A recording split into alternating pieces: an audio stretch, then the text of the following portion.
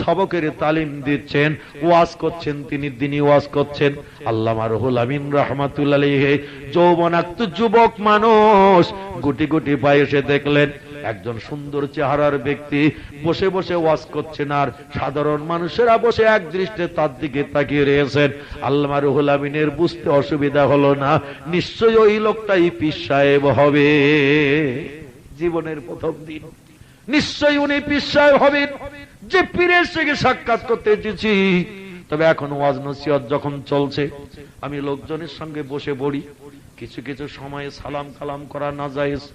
কেউ যদি পায়খানায় বসে থাকে সালাম দেয়া যাবে না, কেউ যদি পেশাবে বসে থাকে সালাম দেয়া যাবে না, কেউ যদি ঘুমিয়ে থাকে সালাম দেয়া যাবে না, কেউ যদি খেতে থাকে সেখানে সালাম দেয়া যাবে না। ওয়াজ নসিহতের মাহফিল যদি চলে, কোরআন হাদিস আলোচনা চলে, তখন সালাম বন্ধ করতে হবে। যখন আলোচনা চলবে না তখন সালাম হবে। জোরে বলুন সুবহানাল্লাহ।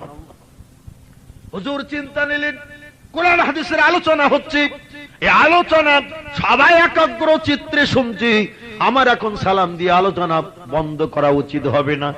আস্তে আস্তে মজলিসে বসতে গেছে, ওয়াজ নসিহত শেষ হয়ে যাক, তারপর পীর সাহেবের কাছে যাব, যে সালাম কালাম মুসাফা মুআনাকা করে প্রশ্ন 6টা বলবো, উত্তর যদি সঠিক পাই তাহলে বুঝবো ইলমে জাহিরি এবং বাতিনি দুই আসনার ভিতরে আমার আশাটাই সার্থক হবে, কিছু মাল আমি এখান থেকে পেতে পারবো। জোরে বলুন সুবহানাল্লাহ।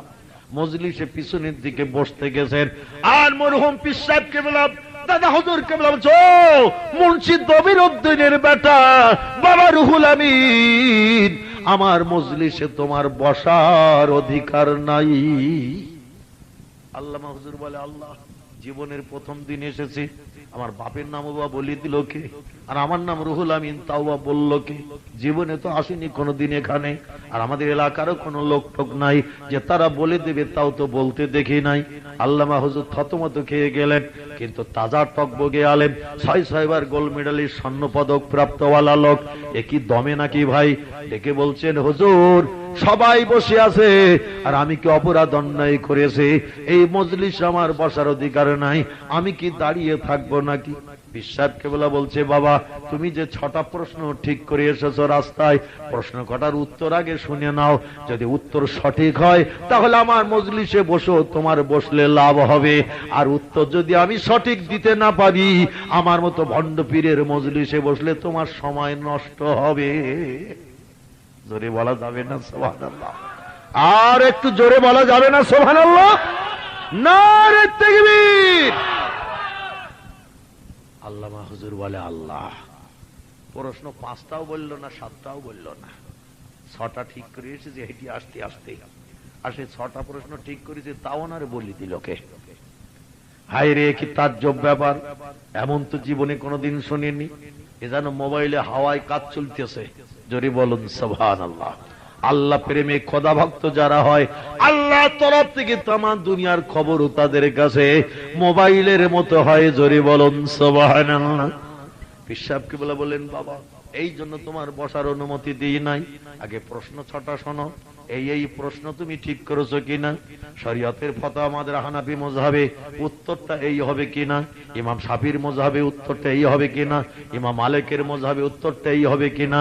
6টা প্রশ্ন নিজেই বললেন পীর সাহেব, 6টা প্রশ্নের উত্তর বলে দিলেন, কোন ইমামের কোন মত সব বলে দিয়ে দিলেন। আল্লামা হুজুর আর কথা বলে না, গুটি গুটি বাইকে এসে বলছেন, হুজুর আগে আমাকে বায়াত করে দিন, তারপরে অন্য কথা। জোরে বলুন সুবহানাল্লাহ। সেই পীর সাহেবের হাতে হাত দিয়ে বায়াত হয়ে মুরাকাবা মুশাহাদার সবক মস্ক করে আধ্যাত্মিক জগতের এমন মানুষ বনে গিয়েছিলেন তিনি, যখন মাঝে মাঝে প্রয়োজন মনে করতেন হাত দুখানা পাখির মতো লম্বা করে দিয়ে বাংলার বসিরহাট থেকে সুদূর সোনার মদিনা ৪৫০০ মাইল রাস্তা শূন্য পাখির মতো উড়ে যে মসজিদে নববীতে তাহাজ্জুদের নামাজ আদায় করে ভোরবেলা আবার বাড়ি এসে ফজরের নামাজ পড়তে। আমার মতো মৌলবীরে যদি তাল গাছের মাথায় তুলে দেন, দিয়ে যদি বলেন হুজুর একটু উড়িয়ে যান, নিচের থেকে যেতে গেলে সলিমউদ্দিন চাচার বাড়িতে ধাক্কা খেতে আব্দুল করিমের কাঁঠাল গাছে অ্যাকশন হবে, তাই উপরে তুলে দিছি ফাঁকা জায়গায়, যাতে কোনো জায়গায় ধাক্কা খেতে না হয়। তাল গাছের মাথায় অনেক উঁচু উঁচু গাছ, নারকেল গাছ, এই গাছের মাথায় যদি উঠিয়ে দেন, দিয়ে পিছন দিক থেকে যদি ঠেলা দেন যে এইবার চলিয়ে যান, হাত 10 বেশি যাওয়া যাবে নাকি ভাই? ঠেলা দিলে হাত 10 সামনে যেয়ে নিচেই পড়ে যেতে হবে। হসপিটাল আর যাওয়ার দরকার হবে না।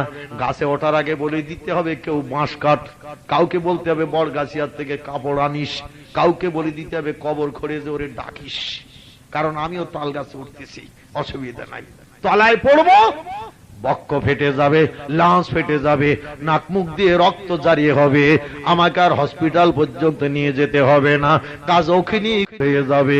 আল্লাহ প্রেমিক খোদা ভক্তরা এই পৃথিবীতে যখন যেটা মনে করতেন শূন্যে পাখির মতো উড়ে আমার আল্লাহর দুনিয়ায় বিচরণ করে ঘুরে ঘুরে বেড়াতেন। একটু জোরে বলুন সুবহানাল্লাহ। হযরতে সুলাইমান আলাইহিস সালাম তামাম বিশ্ব যদি হাওয়ায় জাহাজ চালিয়ে ঘুরে বেড়াতে পারে, বনি ইসরাইল কওমের নবীদের থেকে উম্মতি মুহাম্মাদীদের ভিতরে যারা যোগ্য আলেম, আল্লাহ তাদের মর্যাদা নবীদের থেকে বেশি করে দিয়েছেন। তারা ছিল মরহুম বড় হুজুর পীর কেবলা রহমাতুল্লাহ আলাইহি, মরহুম মেজলা হুজুর পীর কেবলা রহমাতুল্লাহ আলাইহি। মরহুম ছোট হুজুরের জীবনের দিকে দৃষ্টি নিক্ষেপ করবেন, হুজুরের জীবনের দিকে দৃষ্টি নিক্ষেপ করবেন। আপনাদের হাওড়া জেলার বাকুল শরীফে ঘুমিয়ে আছেন যিনি, যার নাম সুফি আব্দুল মুমিন রহমাতুল্লাহ আলাইহি, আছে না বাকুলে? বাকুলে ঘুমিয়ে রয়েছেন। হিন্দুর ঘরের কীর্তি সন্তান ছিল। পার্শ্বের জঙ্গল থেকে এক রাত্রিতে ফুরফুরার জমিনে চলে এসেছিল উড়িয়ে। কোন এরোপ্লেন চাপতে হয়নি, এরোপ্লেনের টিকিটও তার কাটতে হয়নি। ফুরফুরার পীর সাহেব কেবলা ডাক দিল, বাবা এ আব্দুল মোমেন ওরফে প্রতাপ চন্দ্র সেন, দেখতে দেখতে 12 বছর কাল হয়ে গেল ঝোপঝাড় জঙ্গলে ঘুরে ঘুরে বেড়াও।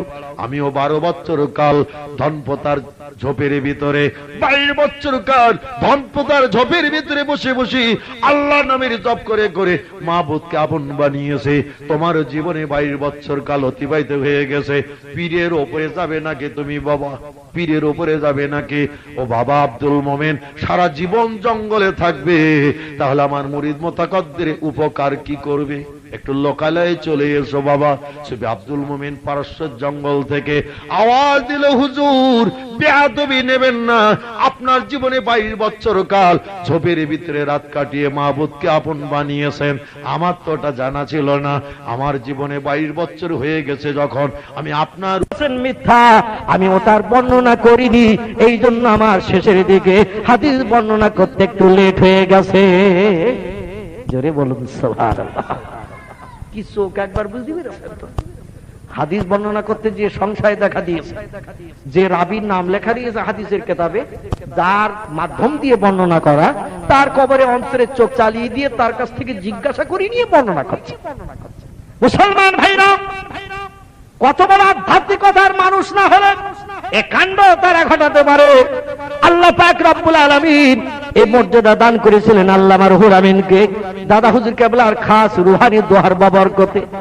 পীর সাহেব ডেকে বলছেন, বাবা কত লোক বসে আছে তুমি কি বলতে পারবে? আল্লামা রুহুল আমিন বললেন, হুজুর আপনি যদি একটু দোয়া করেন খাস করে, তাহলে একবার চেষ্টা করে দেখতে পারি। বলে, বাবা তোমার জন্য আমার দোয়া তো সব সময় বরাদ্দ। জোরে বলা যাবে কি একটু সুবহানাল্লাহ? বলে, হুজুর তাহলে একটু সময় দিন দেখি।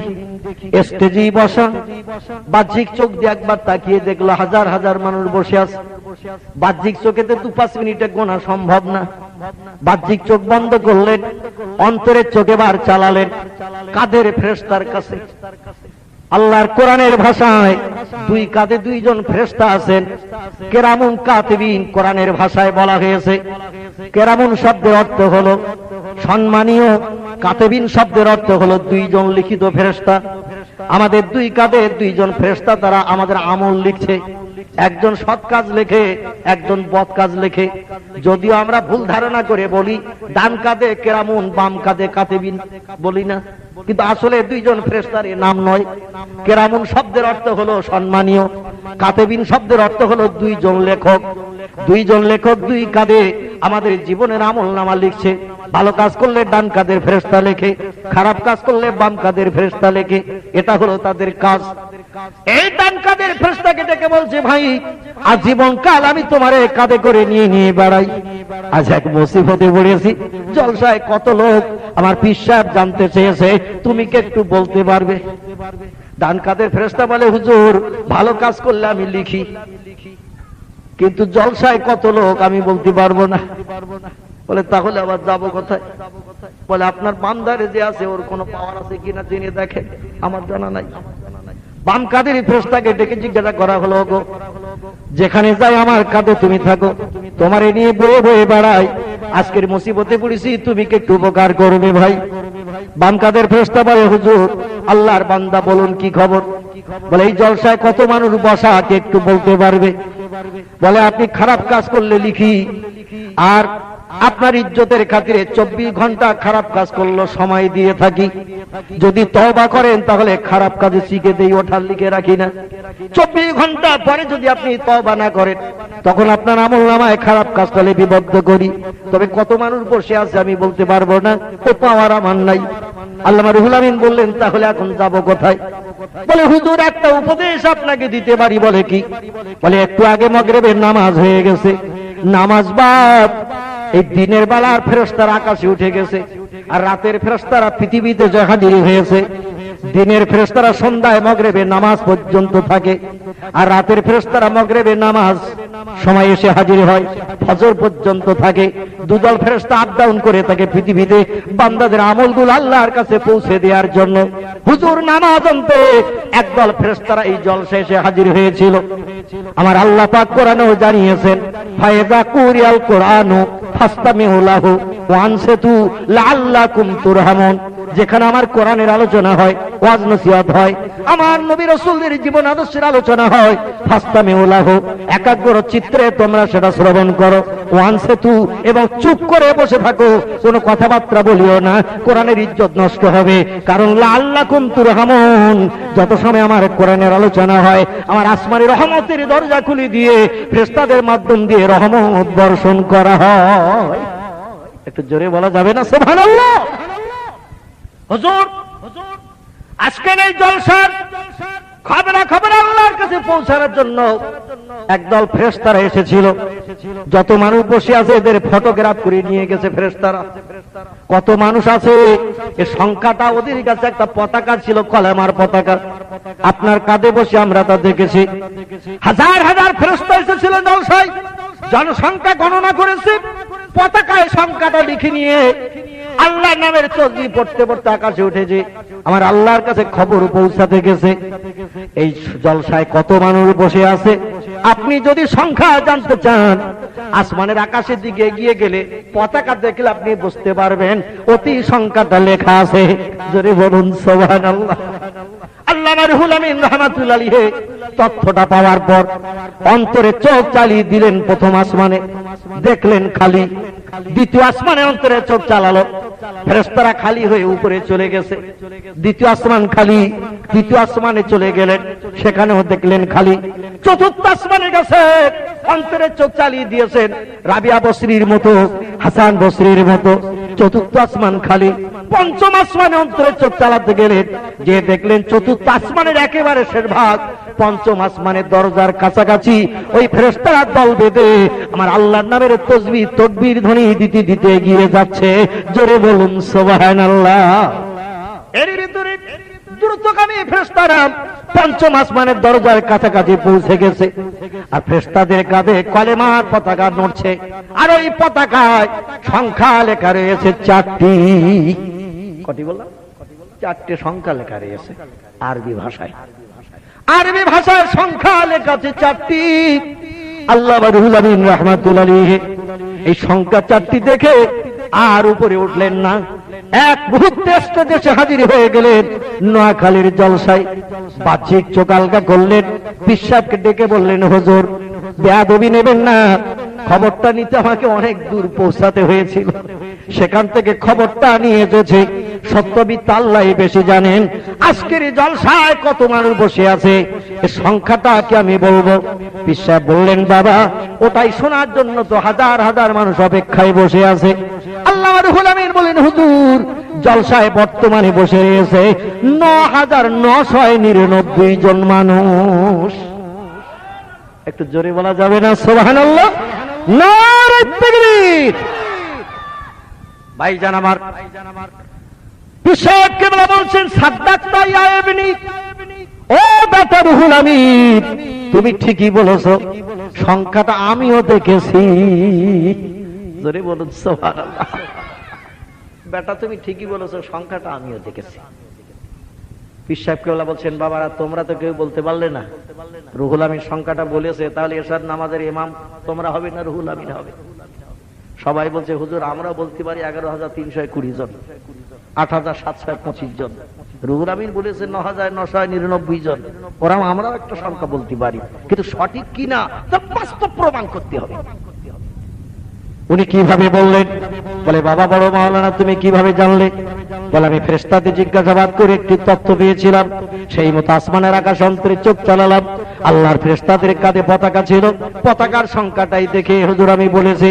পীর সাহেব বললেন বাবা ঠিকই বলেছো, আল্লাহর ফেরেশতারা জনসংখ্যা গুণে নিয়ে সমস্ত শ্রোতাদের ফটো করে নিয়ে আমার আল্লাহর কাছে পৌঁছে গেছে।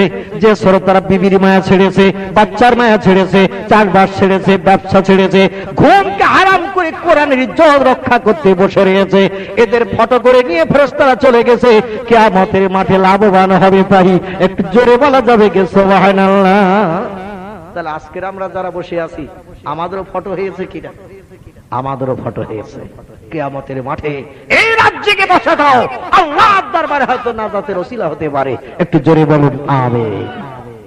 পবিত্র রাত, ইজ্জতপূর্ণ রাত, এ রাত আমরা ঘুমের ঘরে না কাটিয়ে বিবি বাচ্চাকে নিয়ে শান্তির আরামের ঘুমে ইলেকট্রিক ফ্যানের তলায় আমরা আমাদের দেহর ক্লান্তি দূর না করিয়ে আল্লাহর কোরআন ইজ্জত রক্ষার জন্য, নবী রাসূলদের জীবন আদর্শ শোনার জন্য এই যে চোখের পাতা দুটো এক জায়গায় না করে বসে আছি, আল্লাহ পাক এই বসাটাও আমাদের জন্য নাজাতের ওসিলা বানাতে পারে। আলেম মুফতি হাফেজকারীরা বলল হুজুর রুহুল আমিনের তথ্যটা কতটা বাস্তব সত্য আমরা এখন সব গণব। পীর সাহেব বললেন বাবা বিশ্বাস যদি না হয় তো গণ। হাফেজ মুফতিকারীরা বলল আপনারা নামাজের কাতারের মতো লাইন দিন, এক একটা মাওলানা হাফেজ এক একটা লাইন গুনবে, টোটাল গুলো এক জায়গায় অ্যামাউন্ট করা হবে। নামাজের সময় যেমন কাতার দেয়া হয় ওই রকম আগা পিছা করে সব কাতার দেয়া হলো, এক একটা লাইন এক একজন গুনে নিল, টোটাল অ্যামাউন্ট করে দেখা গেল 9,999 জন হয়েছে। জোরে বলুন সুবহানাল্লাহ। সবাই তো থ হয়ে গেল। বিশ্বাস রেখে বলছেন বাবারা তোমরা মকিব, তোমাদের যোগ্যতা বেশি, তোমাদের মর্যাদা বেশি ইমাম হওয়ার, কিন্তু মুসাফিরকে কেন ইমাম বানিয়েছে জানো? সকলে বলে হুজুর তা জানি না। বলে বাবা ইচ্ছা করলে তোমাদের নোয়াখালীর আলেমকে ইমাম বানাতাম, চট্টগ্রাম কুমিল্লার কারি মুফতিকে আমি ইমাম বানাতাম, রুহুল আমিনকে আমি এই জন্য ইমাম বানিয়েছি। রুহুল আমিন যখন নামাজে দাঁড়িয়ে যায় আমার আল্লাহকে দেখতে পায়। জোরে বলুন সুবহানাল্লাহ। রুহুল আমিন যখন নামাজে দাঁড়িয়ে যায় আমার আল্লাহকে দেখতে পাই, আর আল্লাহ যাদের সামনে দাঁড়ায় তার মজুরিতে কোনো ঘাটতি নাই। জোরে বলুন সুবহানাল্লাহ। তোমরা ইমামতিতে দাঁড়ালে তোমাদের মন থাকবে জুতায়, মন থাকবে ছাতায়, মন থাকবে রান্নাঘরের উনানের হাড়িতে, মন থাকবে তোমাদের ব্যবসায়।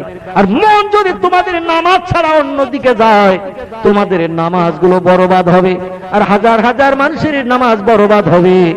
যে ইমামের মনটা আল্লাহর উপরে আত্মনির্ভর করে আল্লাহর দরবারে সে ইমামের নামাজ কবুল হয়, আর ইমামের নামাজ কবুল হয়ে গেলে মুক্তাদিরও নামাজ কবুল হয়ে যায়। এই জন্য আমি আবু বকর সিদ্দিককে ইমাম না হয়ে আমার প্রধানতম খলিফা রুহুল আমিনকে ইমাম বানিয়েছি। আমার ইমামতিতে যে কাজ হবে রুহুল আমিনের ইমামতিতেও সে একই কাজ হবে। নারে তাকবীর। সে মানুষ আজ আমরা বলতে পারিনি, ঠিক কি না? আমরা সে মানুষ বলতে পারিনি। আমরা দুনিয়াদারিতে মত্ত, দুনিয়ার অর্থ সম্পদ কত বেশি বেশি হবে সেই চিন্তায় মত্ত। পরকালের অর্থ সম্পদ বেশি হলে যে লাভবান হওয়া যাবে কোটি কোটি বছরের জিন্দেগি, সে চিন্তা ভাবনা আজ আমাদের নাই। যার কারণে আমরা কিন্তু লসের খাতায় রান করছি ভাই। দুনিয়ার তুচ্ছ 60 বছরের জিন্দেগি, এ তো একদিন আমাদের মায়া ছেড়ে চলেই যেতে হবে। কবরের জিন্দেগি হাজার হাজার বছরের, সেটা মাঝখানে সীমিত। তারপরে আল্লাহ জিন্দা করে যখন হাসরে উঠাবেন, এই জিন্দেগিটা হলো কোটি কোটি বছরের। সেই জিন্দেগিটাই যে লোকটি লাভবান হবে, সেই হবে সফল কাম। একটু জোরে বলুন আমিন।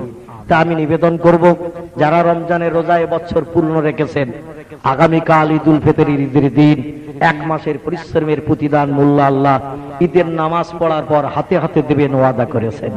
1 মাস মজুরি খেটেছো, আমার হুকুম তামিল করে রমজানের রোজা রেখেছো, তাই আমি জনের দাম দেব, মজুরি দেব তোমাদের।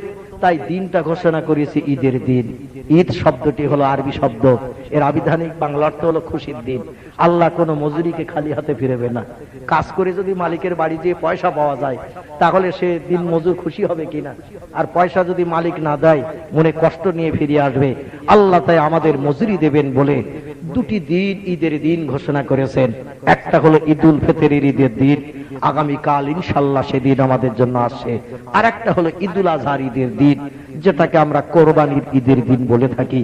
মুসলমান ভাইরা আমার, এই 2টি দিন উম্মতে মুহাম্মাদীদের দোয়া কবুলের দিন। বান্দার নামাজ অন্তে যা চাইবে তাই পাবে। তাই বলে অনেকে হয়তো মনে মনে ধারণা করবেন, ছেলেরা তো ঈদের ময়দানে নামাজ পড়তে যায়, মেয়েরা তো যায় না। যায় নাকি? মেয়েরা যায় না, তাহলে ওদের কি দোয়া দাবি কবুল হবে না? ওরা সারা জীবন রান্না করে শুধু খানা পাকাবে নাকি? নবীজি বলেছেন, মেয়েরা ঈদের দিন তোমরা যদি খুশি হতে চাও, তোমাদের কামনা বাসনা যদি পূর্ণ করতে চাও, আশা যদি পরিপূর্ণ করতে চাও, তোমার স্বামী যখন গোসল করে ঘরে ফিরবে, তুমি তোমার হাতে স্বামীর জামাটা পরিধান করিয়ে দেবে, স্বামীর পায়জামা লুঙ্গিটা তুমি পরিধান করিয়ে দিয়ে দেবে।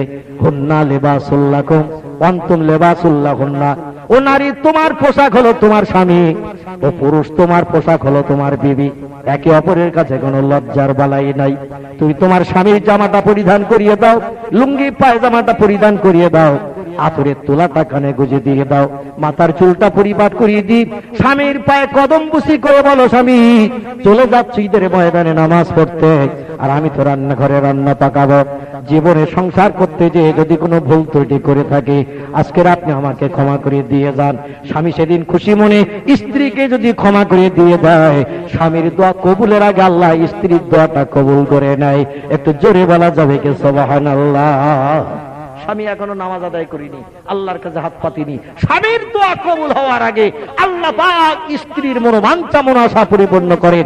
স্ত্রীর 1 মাসে রমজানের রোজাকে আল্লাহর দরবারে গ্রহণ করে নেন। কিন্তু আমাদের মেয়েদের তকদির মন্দ, ভাগ্য খারাপ। দক্ষিণ সন্তোষপুর মোল্লাপাড়ার মায়েরা ভালো, এরা ঈদের দিন রান্নাঘরে না যেয়ে অন্তত খোকার বাপ কখন বাড়ি আসে সেই চিন্তায় ব্যস্ত থাকে, লুঙ্গি পায়জামা পরিধান করিয়ে দেবে, কিংবা জামাটা গায়ে দিয়ে ঈদের ময়দানে মসজিদে পাঠিয়ে দেবে। আর সারা বছর সংসার করতে যে কথা কাটাকাটি, এর বাচ্চা তার বাচ্চা, অমুকে ছেলে তমুকে ছেলে, ঝামেলা ঝঞ্ঝাট, মাঝে মধ্যে কথা কাটাকাটি হয়, স্বামীর মনে কষ্ট ব্যথা দুঃখাঘাত লেগে থাকতে পারে। আজকের খুশির দিন সেবা করে, স্বামীর পায়ে হাত দিয়ে কদম বুসি করে একটু ক্ষমা চেয়ে নি। আল্লাহ নবী সাল্লাল্লাহু আলাইহি ওয়াসাল্লাম বলেছেন, আল্লাহর ইবাদতের পর নারীর 2 নম্বরের কর্তব্য কাজ হলো স্বামীকে সেবা যত্ন করা, স্বামীকে খুশি করা। আল্লাহর ইবাদত করে যদি কোনো নারী স্বামীকে সন্তুষ্ট করতে পারে, ওই নারী সরাসরি জান্নাতবাসী হবে। জোরে বলুন সুবহানাল্লাহ। স্বামী খুশি হয়ে স্ত্রীর জন্য দোকানে হাত তুলে যদি দোয়া করে দেয়, আমার আল্লাহর দরবারে দোয়া বিদ্যুতের মতো কবুল হয়ে যাবে। জোরে বলুন সুবহানাল্লাহ। তাই এলাকার মায়েদের কাছে নিবেদন করব, আগামী